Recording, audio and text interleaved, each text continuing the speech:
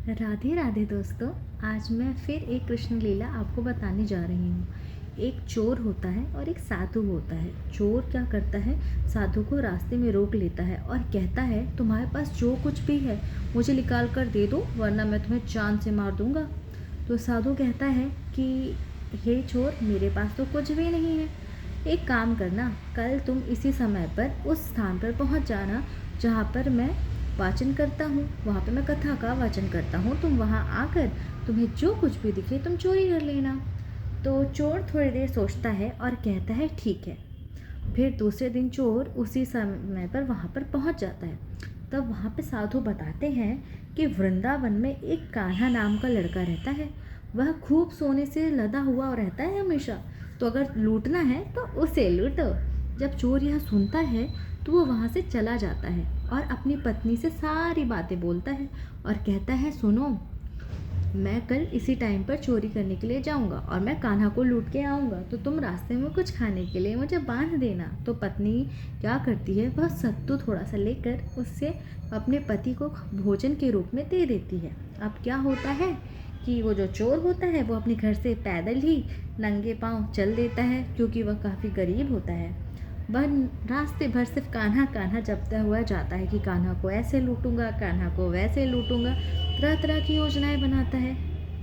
और जब वह वहाँ पहुँचता है, जैसे कि साधु ने बताया था कि जो कान्हा है वो वृंदावन में एक पीपल के पेड़ के नीचे मिलेगा जहाँ पर खूब सारी झाड़ियाँ हैं। तो वह क्या करता है, वह उसी पेड़ के नीचे पहुँच जाता है। फिर वह सोचता है कि मैं यहाँ पहुँच तो गया हूँ, पर कान्हा मुझे देख लेगा, वह छोटा सा बालक भाग नहीं जाएगा। तो एक काम करता हूँ, मैं ना छुप जाता हूँ और जैसे ही कान्हा आएगा उसे पकड़ लूँगा।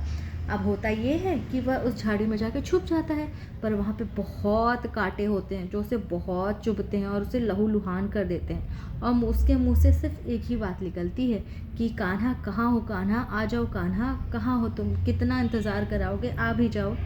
तो कृष्ण जी जो हैं वे तुरंत बाल रूप लेकर निकलने वाले होते हैं। तो रुक्मणी जी पूछती हैं कि हे प्रभु, आप प्लीज़ वहाँ पे मत जाइए।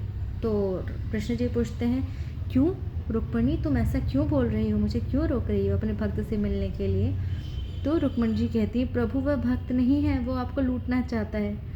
तो कृष्ण जी कहते नहीं, जिस प्रेम से उसने मेरा नाम लिया है वह बिल्कुल मेरा भक्त है, और मेरा भक्त अगर मुझे लूटना भी चाहे तो मैं लूटने के लिए भी तैयार हूँ।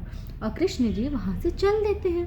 तो होता यूँ है कि कृष्ण जी जब बाल रूप में वहाँ पहुँचते हैं तो वह झाड़ू से निकलता है और कृष्ण जी का सारा कुछ जो कि उन्होंने पहन रखा होता है गहने, वह सब ले लेता है और कृष्ण जी मुस्कुराते रह जाते हैं। और फिर वह क्या करता है कि वह फिर आकर आधा जो धन है वह अपनी पत्नी को देकर आधा धन उस स्वामी को देने जाते हैं, उस साधु को जिसने उन्हें कन्हैया का पता बताया था। और साधु को सारी कहानी सुनाते हैं। तो साधु कहता है कि मैं तो इतनी सालों से भक्ति कर रहा हूँ कृष्ण की, मुझे तो कभी दर्शन नहीं दिए।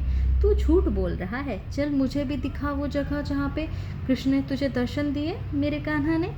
तो कहता है ठीक है चलो। फिर दोनों जाते हैं वृंदावन। वृंदावन जब जाते हैं तो जो चोर कहता है साधु से कि हे महाजन, आप भी इसी झाड़ी में छुप जाइए, तभी आएगा कान्हा, क्योंकि मैंने तो उसे लूटा था, तो फिर आएगा नहीं। तो साधु और वह जो चोर होता है वह दोनों छुप जाते हैं उस झाड़ी में।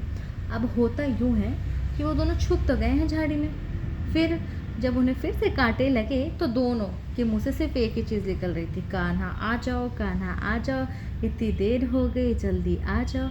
तभी जो कृष्ण जी हैं फिर से बाल रूप में वहाँ प्रकट होते हैं और उन्हें देखकर वह दोनों झाड़ियों से निकलते हैं। और यह सब देखकर साधु की आंखों से आंसू निकलने लगते हैं कि हे प्रभु, जो तुम सबको लूटते हो अपनी इतनी मनमोहक जो तुम्हारी मुस्कान है उससे, तुम्हारे इतने मनमोहक जो चेहरा है उससे, जिससे सब लूट जाते हैं, इस चोर ने तुम्हें लूट लिया और तुमने उसे दर्शन भी दिए।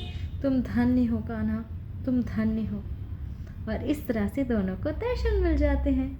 तो अब मैं चलती हूँ, कल फिर आऊँगी नई कहानी के साथ। राधे राधे।